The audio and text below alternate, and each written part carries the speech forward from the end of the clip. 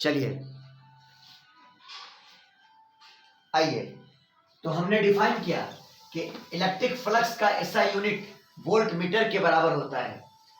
SI unit of electric flux is volt meter. ये जरूर याद रखिएगा एग्जाम के लिए, इलेक्ट्रिक फ्लक्स का एसआई यूनिट वोल्ट मीटर के बराबर होता है। क्लियर है? इलेक्ट्रिक फ्लक्स का एसआई यूनिट वोल्ट मीटर के बराबर। और इलेक्ट्रिक फ्लक्स एक स्केलर क्वांटिटी है और इसमें कोई डायरेक्शन नहीं होता है। और अगर फ्लक्स निकालना है तो इलेक्ट्रिक फील्ड और एरिया वेक्टर का डॉट प्रोडक्ट होता है। समझ गए? स्क्रीनशॉट ले लीजिए, अगर ले लिए होंगे तो बोलिए, आगे बढ़ते हैं। ले लिए। चलिए आइए क्वेश्चन बनाइए, क्वेश्चन इस पर प्रैक्टिस कीजिए। पहले तब इजी इजी क्वेश्चन, तब टफ क्वेश्चन में आएंगे। तब इजी इजी क्वेश्चन कीजिए पहले। मान लो कि ये एक रेक्टेंगुलर प्लेन सरफेस है, ये एक रेक्टेंगुलर प्लेन सरफेस है और ये उसका एरिया वेक्टर है, ये उसका एरिया वेक्टर है।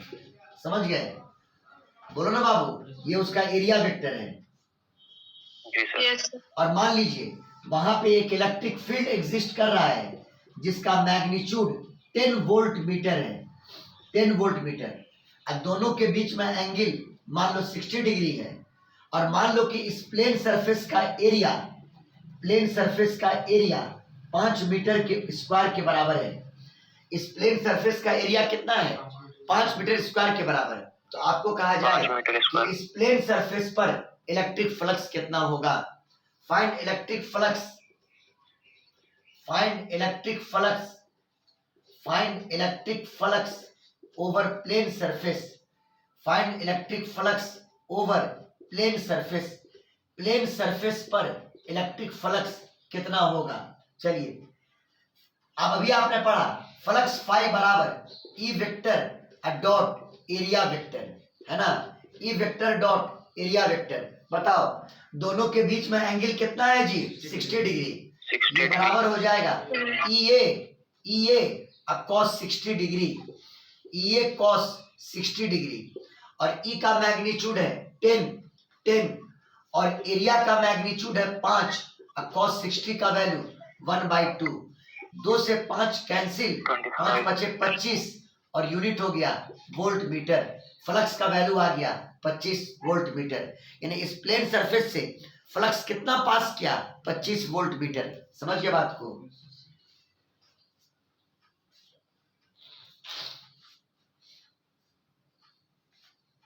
समझे बाबू लोग? yes sir, बाबू yes sir, बाबू भी कहते हैं तभी इन लोग को रिस्पॉन्ड नहीं दिया जाता है। अब बाबू कहें क्या कहें समझ में नहीं आता है हमको।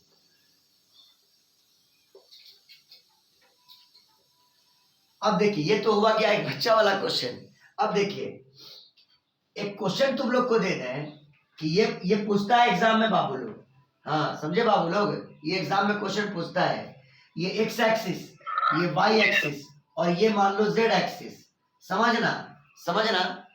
मान लो एक सर्किल है, एक सर्किल जिसका रेडियस मान लो कि 5 मीटर है। सर्किल भी एक प्लेन सरफेस है, सर्किल भी एक प्लेन सरफेस है। और मान लो कि ये सर्किल एक्सजेड प्लेन में है। ये सर्किल किस प्लेन में है? बोलो किस प्लेन में है? एग्जैक्ट प्लेन में। हाँ एग्जैक्ट प्लेन में। प्लेन। हाँ, इस सर्किल ऑफ रेडियस, ये बहुत इंपॉर्टेंट क्वेश्चन है, पूछे हुआ है नीट में भी और मेंस में भी। A circle of radius 5 metre, a circle of radius 5 metre lies in XZ plane, lies in XZ plane. चलो ठीक है। और मान लो कि वहां पर इलेक्ट्रिक फील्ड है वाई एक्सिस के लॉ, इलेक्ट्रिक फील्ड है किसके लॉ? वाई एक्सिस के लॉ। और उसका मैग्नीट्यूड है 10 newton per coulomb. Electric field का वैल्यू दिया हुआ है 10 न्यूटन पर कूलम। समझ गए बात को? जी। तो क्वेश्चन ये है कि बताइए इस सर्किल से होकर के कितना फ्लक्स पास करेगा, इस सर्किल से होकर के कितना फ्लक्स पास करेगा। Find the electric flux, find the electric flux, find the electric flux, find the electric flux passing through this circle, find the electric flux passing through circle. Circle से हो करके कितना electric flux pass करेगा, है ना। अब आप समझिए कि सबसे पहले आपको सर्किल का लेना होगा एरिया वेक्टर। क्या लेना होगा, बोलो। Area vector. Area vector. अच्छा बताओ, सर्किल किस प्लेन में है मुस्कान? एक्सजेड प्लेन में है। सर्किल किस प्लेन में है, बोलो। एक्सजेड प्लेन में है। एक्जेड। हाँ, एक्सजेड प्लेन में। तो एरिया वेक्टर जो होता है वो सर्किल के प्लेन के परपेंडिकुलर होगा। अगर आपको रियल डायग्राम देखना है, देखो आपका जेड एक्सिस ये है पेन, और सर्किल जो है वो एक्सजेड प्लेन में है। अब दिमाग लगा के बताओ, इस सर्किल के परपेंडिकुलर, यानी सर्किल के प्लेन के परपेंडिकुलर एरिया वेक्टर होगा, तो क्या वो एरिया वेक्टर वाई एक्सिस के लॉन्ग होगा, बोलो। यस सर, वाई एक्सिस के लॉन्ग होगा। यही इस क्वेश्चन का मास्टर स्ट्रोक है। सर्किल आपका एक्सजेड प्लेन में है, सर्किल आपका एक्सजेड प्लेन में है, और एरिया वेक्टर सर्किल के प्लेन के क्या होगा, परपेंडिकुलर। सर्किल के प्लेन के क्या होगा, परपेंडिकुलर। इसका मतलब और हम जानते हैं कि एक्सजेड प्लेन के परपेंडिकुलर वाई एक्सिस होता है, यानी सर्किल के प्लेन के परपेंडिकुलर वाई एक्सिस है, मतलब एरिया वेक्टर वाई एक्सिस के लॉन्ग होगा। एरिया वेक्टर वाई एक्सिस के लॉन्ग होगा। Area vector along Y axis, area vector along Y axis. Clear है।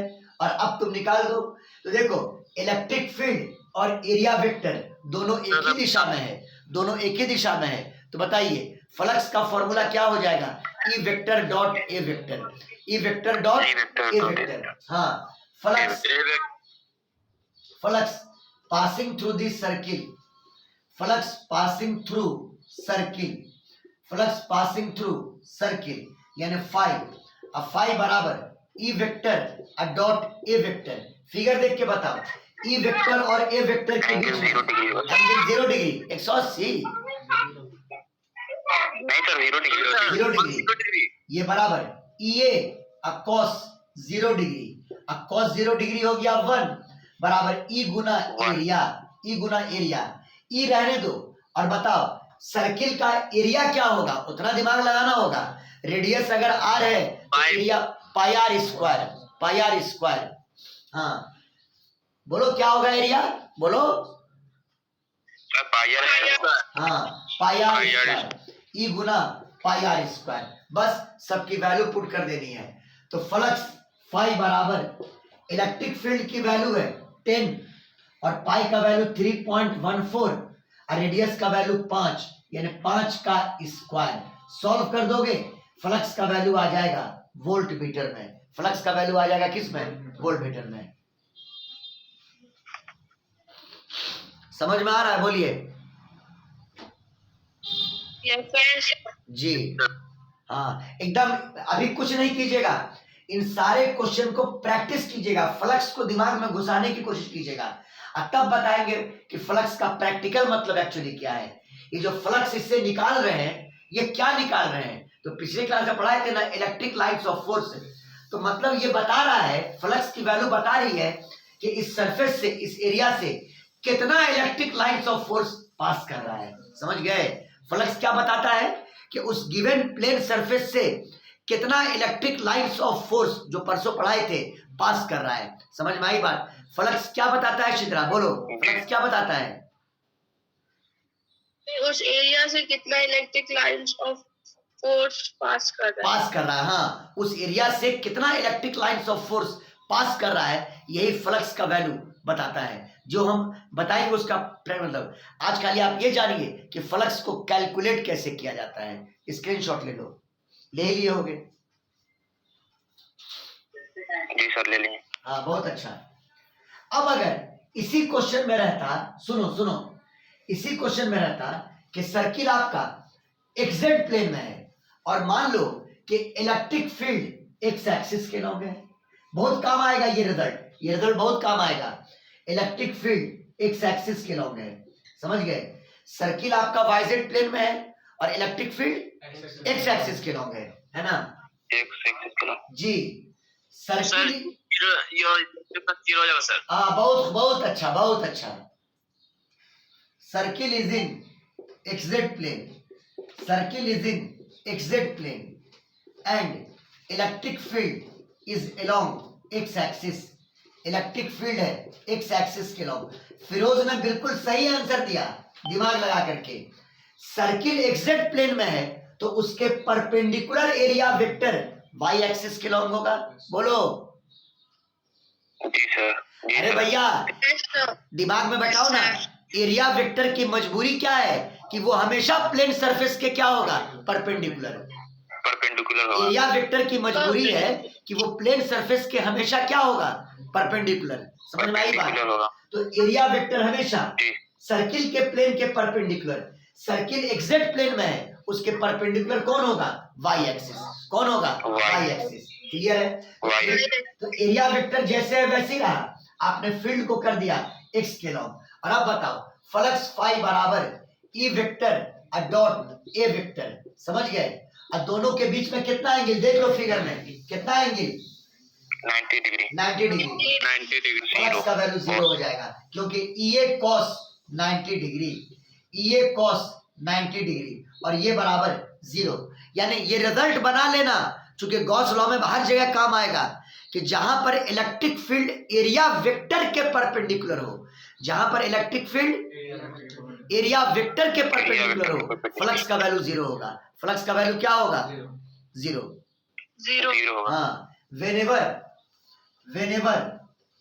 whenever electric field is, लिखते जाओ notes, whenever electric field is perpendicular to area vector, perpendicular to area vector, perpendicular to area vector, perpendicular to area vector, the electric flux will be equal to 0। बहुत important point है ये, the electric flux will be equal to 0।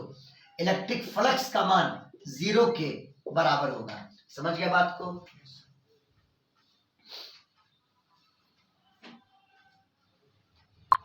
Clear है सबको? बोलो बा बोलो। Yes sir. Sir. आइए देखिए,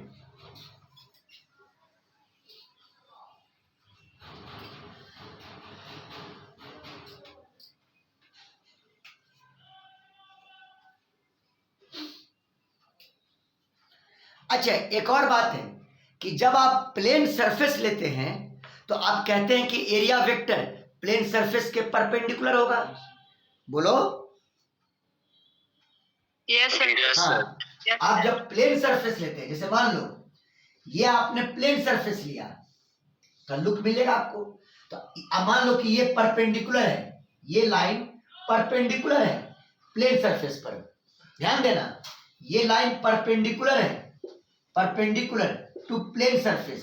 समझ गए Arman? Perpendicular to plane surface. तो सुनो, अगर ये खाली प्लेन सरफेस है तो एरिया वेक्टर प्लेन सरफेस के परपेंडिकुलर, तो एरिया वेक्टर आप ये भी ले सकते हैं, ये भी ले सकते हैं, परपेंडिकुलर है। अरे बोलो ना। Yes, sir. और यस सर। और Yes, sir. और साथ ही साथ टेंशन मत लेना, अगर प्लेन सरफेस है और ये लाइन प्लेन सरफेस पर परपेंडिकुलर है तो आप एरिया वेक्टर ऐसे भी ले सकते हैं। वो गलती आपका नहीं होगा, कोई गलती नहीं होगा जब तक प्लेन सरफेस है। समझे? जब तक प्लेन सरफेस है आप एरिया वेक्टर ऐसे भी ले सकते हैं, ऐसे भी ले सकते हैं, बस खाली परपेंडिकुलर होना चाहिए। क्या होना चाहिए? Perpendicular. खाली परपेंडिकुलर चाहिए। हाँ, आप चाहे ऊपर की तरफ लो चाहे नीचे की तरफ लो, उससे कोई दिक्कत नहीं है। लेकिन हाँ, जब 3 डायमेंशनल क्लोज सरफेस आएगा तो मामला बदल जाएगा। जब 3 डायमेंशनल क्लोज सरफेस की बात करेंगे तो वहां पर हमको कोई एक ही दिशा ले सकते हैं एरिया वेक्टर का। ये डायरेक्शन हो सकता है ये ले, ये ना ले, हो सकता है ये लेना पड़े और ये ना लेना पड़े। लेकिन यहाँ पर आप ये भी लेके आंसर ला सकते हैं और ये भी लेकर के आंसर ला सकते हैं। मेरी बात आई समझ में? बोलो कब तक? जब तक प्लेन सरफेस है, जब तक प्लेन सरफेस है। अरे बोलो। जी सर। जी Yes, Yes, sir. sir. Screenshot लीजिए।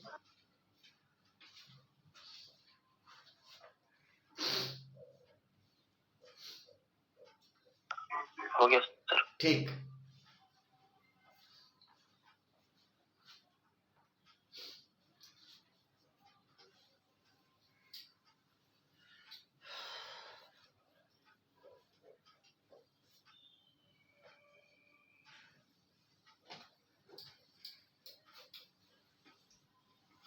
देखो मान लो ये एक्स एक्सिस, ये वाई एक्सिस और ये जेड एक्सिस। बड़ा प्यारा क्वेश्चन है ये। मान लो एक स्क्वायर है, ये एक स्क्वायर है ओ ए बी सी, ये एक स्क्वायर है और इसका एरिया मान लो कि 10 मीटर स्क्वायर दिया हुआ है। और स्क्वायर किस प्लेन में है? वाईजेड प्लेन में। किस प्लेन में है जी? किस प्लेन में है? YZ plane. हाँ वाईजेड प्लेन। वाईजेड प्लेन में। हाँ square of area, square of area 10 metre square, 10 metre square is in YZ plane. ये वाईजेड प्लेन में है। एक स्क्वायर जिसका एरिया 10 मीटर स्क्वायर, ये वाईजेड प्लेन में है। आपको बताना है कि बताओ उस स्क्वायर पर इलेक्ट्रिक फ्लक्स कितना होगा। देखो जानते हो, हम तो वीडियो में जब देख रहे हैं तो हमको बिल्कुल रियल लुक लग रहा है एक्स वाई जेड का, हमको पूरा दिख रहा है कि जेड एक्सिस ऐसे बना हुआ है। आप लोगों को नहीं दिख रहा है क्या जी? बोलो। हमको पूरा दिख रहा है कि जेड एक्सिस ऐसे बना हुआ है, पूरा जो रियल डायग्राम होता है ऐसे जेड एक्सिस बना हुआ है। समझ गए बात को? तो स्क्वायर किस प्लेन में है? बोलो। वाईजेड प्लेन में। बोलो। हाँ तो अब बताओ इसका एरिया वेक्टर किधर होगा? तो इस प्लेन के परपेंडिकुलर, इस प्लेन के परपेंडिकुलर एक्स एक्सिस होगा। क्या होगा?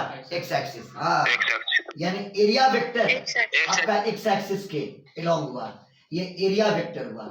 और मान लो कि इलेक्ट्रिक फील्ड भी एक्स एक्सिस के अलोंग है और इलेक्ट्रिक फील्ड का मैग्नीट्यूड 10 न्यूटन पर कूलम दिया हुआ है ना। तो आपको कहा जाए कि इस स्क्वायर पर बताओ, ये सब डिफरेंट डिफरेंट डायग्राम्स है, क्वेश्चन पूछता है इस स्क्वायर पर कितना इलेक्ट्रिक फ्लक्स होगा। Find electric flux through square, find electric flux through square. NCERT का ये क्वेश्चन है। Find electric flux through square, find electric flux through square. तो बताओ फ्लक्स का definition E dot A, E dot A. Flux का definition E dot A, E vector dot A vector. और बताइए दोनों के बीच में कितना एंगल? बोलो। 0 डिग्री। 0 डिग्री। हाँ ये cos 0 डिग्री और ई का वैल्यू है 10, एरिया का वैल्यू भी 10, cos 0 डिग्री 1, 10 ढाई के 100 वोल्ट मीटर। मैंने आप लोग को एक तरह से ये सिखा दिया कि इलेक्ट्रिक फ्लक्स कैसे निकालते हैं, इलेक्ट्रिक फ्लक्स कैसे कैलकुलेट करते हैं। सबको समझ में आया कि नहीं आया? बोलिए। सर आया सर। कंफर्म? चलिए हो सकता है अगला क्लास आप लोग का मेन चीज गॉस लॉ स्टार्ट हो जाए। गॉस लॉ, गॉस लॉ हम लोग स्टार्ट कर देंगे नेक्स्ट क्लास में। ये फ्लक्स का आपका इंट्रोडक्टरी, लेकिन हाँ ये फ्लक्स निकालने पर जो जो डायग्राम बताए हैं बहुत बार एग्जाम में, चूंकि हम जो क्वेश्चन बोर्ड पर डील करते हैं, बात दिमाग में रख लीजिएगा यकीन के साथ, वो एग्जाम में पूछा हुआ क्वेश्चन रहता है। हम ऐसे रैंडमली कोई क्वेश्चन नहीं करते हैं, जो पूछा हुआ क्वेश्चन है वही अपने एग्जाम्पल में करवाते हैं। ये अलग बात है कि ये जताते नहीं है कि ये IIT फला में और जेई फला में और नीट फला में पूछा हुआ है, बस इतना है कि ये पूछा हुआ क्वेश्चन रहता है। समझ गए? चलिए वीडियो एंड हो गया। 19